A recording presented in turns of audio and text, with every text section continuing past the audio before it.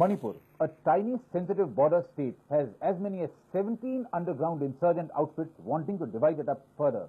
In the hills, the tribal Naga and Kuki militants are waging a relentless battle. In the valley, insurgents want a liberated Manipur. The heavy human toll of these clashes, plus the valley's communal riots in May, prompted the Congress-led government to call in the army.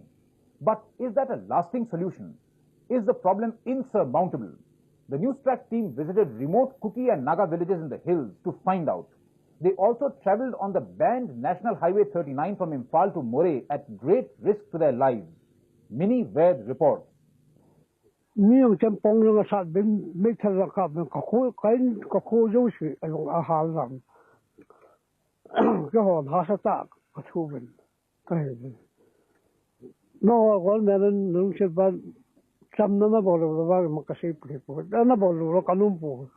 Victims of insurgency everywhere speak the same language of pain and suffering. This man's lament could easily be echoed in today's Kashmir or yesterday's Punjab. Behind these images of beauty lie the all too familiar images of sorrow.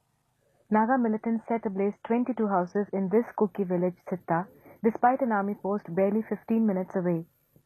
Today the villagers believe in arming themselves. Manipur's real tragedy is not the fact that it has a history of 40 years of insurgency.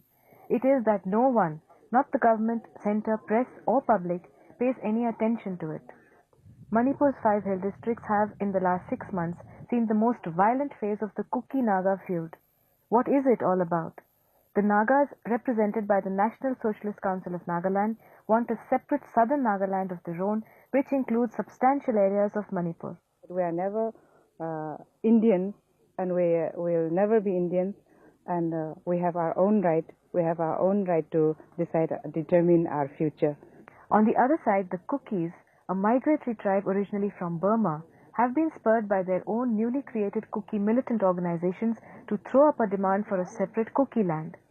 Mention Kuki land to a proud Naga and watch the sparks fly. Kalla atum hiya nagawi ngalay hili ralaga nagawi ngalayli itum ngayin kui sage pam sage da acha awo yi thodai tax milaga pamra ka haine chui wang aina Kuki na itum homeland Manipur hili homeland tanra kachi hiya atum wi right malay lak mane kalla nagawi ngalay hi tot ak hina dangdam mami mara kachi hi itumwe nagawi paisin. For decades, Kukis paid taxes, land tax and a Nagaland tax to the NSCN. But after the NSCN split in 1988, new Kuki militant outfits were born and the rules were changed. Kukis now refuse to pay taxes. Today, this is the main bone of contention. Government atadala anaga naga hokama tax pay tavan de kapi do tilo la government kama chen kai win naga hope pu ma khati. This impasse has led to a vicious chain of attack, reprisals, killing, razing of homes and hounding each other out. More than 150 lives have been lost in the last 6 months. Is there any solution in sight?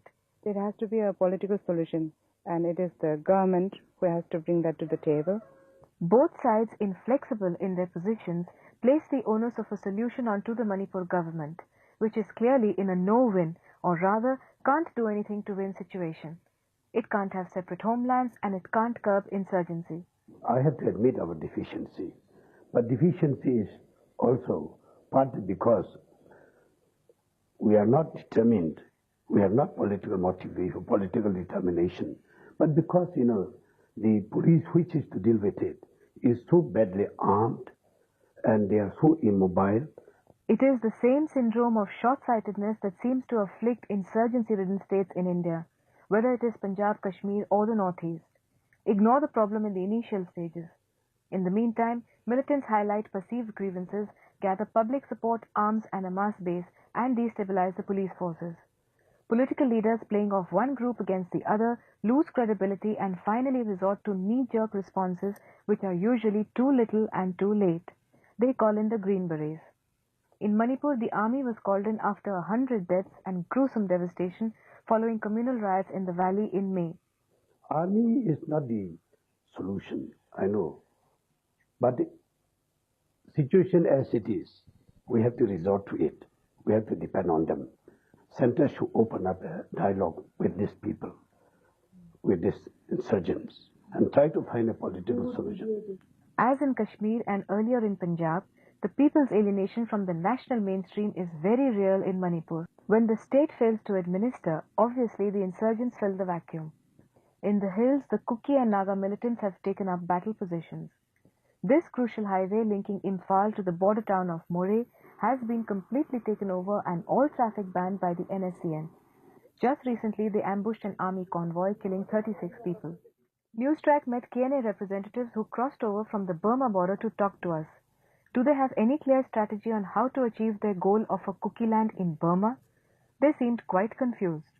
The lands which we have occupied just now, it is from the beginning of our forefathers and mothers. So we have to take or we have to occupy this area, a separate land for the Kuki.